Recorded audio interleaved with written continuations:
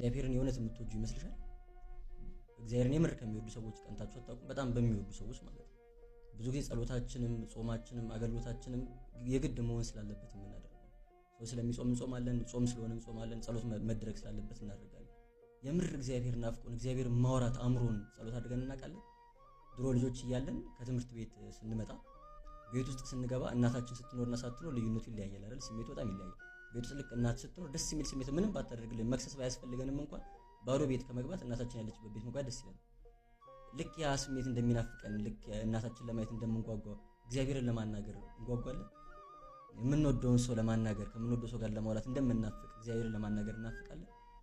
የምር ከልቡ እግዚአብሔርን የሚወድ ሰው ከልቡ የሆኑ ቅዱሳን የሚወድ ሰው ማየት ያስቀናል። ጸሎታችንም አገልግሎታችንም ሁሉ ነገራችንም የግድ መደረግ ስላለበት የምናደርገው እንጂ የምር ፍቅር ኖሮን የምናደርገው አይደለም። ብዙዎቻችን መንግስተ ሰማያት ባትኖር እግዚአብሔርን እናፍቀዋለን። እሱም አይመግበን እሱም አይጠብቀን ቢሆን ከሱ ምንም የምናገኘው ነገር ባይኖር ናፍቆን ጓጉተን እንሄዳለን። በእግዚአብሔርና በእኛ ፍላጎት መካከል በእኛ ምርጫ መካከል መምረጥ ሲኖርብን የምር እግዚአብሔርን እንመርጣለን። ከራሳችን አጉድለን ከራሳችን ቀንሰን ፍቅራችን ይውሸት። የእውነት እግዚአብሔርን መውደድ ካልቻለን ደግሞ ጥቅም የለም። እግዚአብሔርን ማፍቀርም እግዚአብሔርን መውደድ መቻል ሁሉ ነገር መጀመሪያ የሰጠችን ሕግ እኮ ናት። ጌታችንን መጣና አንዱ ፈሪሳዊ ጌታ ሆይ ከሕግ ሁሉ የምትበልጠው ሕግ የትኛዋ ናት ብሎ ጠየቀ። ጌታችን ሲመልስለት ጌታ አምላክን እንደ ነፍስ አድርገው ውደድ፣ በሙሉ ኃይል በሙሉ ጉልበት ውደድ የሚለው ሕግ ይበልጣል አለ። አይታችሁ ከሆነ ግን 10 ትእዛዛት ላይ እንደዛ የሚል ሕግ የለም። ጌታችን እንደዛ ያለው የ10 ትእዛዛትን ስንጠቀላቸው ወይ ፍቅር እግዚአብሔር ወይ ፍቅር ቢጽ ከዚህ ቀጥሎ ደግሞ እግዚአብሔር ውደድ ከሚለው ሕግ ቀጥሎ ደግሞ ባልንጀራ እንደራስ አድርገው ውደድ የሚለው ሕግ ይበልጣል ብሎ ጌታችን እንዳስተማረ ማለት ነው። እግዚአብሔርን ከልቡ መውደድ የቻለ ሰው ሁሉን ነገር ማሸነፍ ይችላል።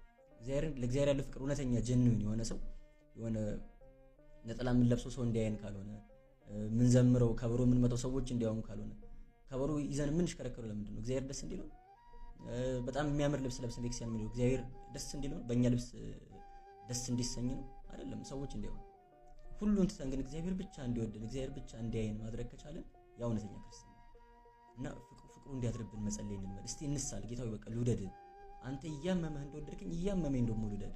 አንተ ከራስ አጉድለህ እየሞትክ ነፍስህን ሰጥተው እንደወደድከኝ እኔ ደግሞ እንደው አንተ ሞተልኝ እኔ ልኖርልህ። እስቲ አንተ እንደምትወደው አድርጌ ልኖር፣ አንተ እንደሞትክልኝ ልሞትልህ ባልችል ከአንተ ፍቅር የያዘኝ ልክ ባል ስጠኝ ሚስት ስጠኝ ብለን እንደምንጸልየው ከአንተ ፍቅር የያዘኝ አንተ ልውደድ፣ አንተ የምትወደው አይነት ሰው ልሁን፣ አባቶቼ እንደወደዱ ልውደድ፣ ቅዱሳኑ እንደወደዱ ልውደድ፣ ሊቃውንቱ እንደወደዱ ልውደድ፣ እናት ድንግል ማርያም እንደምትወደድ ልውደድ ብለን ወደ እግዚአብሔር መጸለይ ያስፈልጋል። እውነተኛ ፍቅር ለእግዚአብሔር ያለው ሰው ሌላ ምንም ነገር ሊከብዱ ስለማይችል ማለት ነው።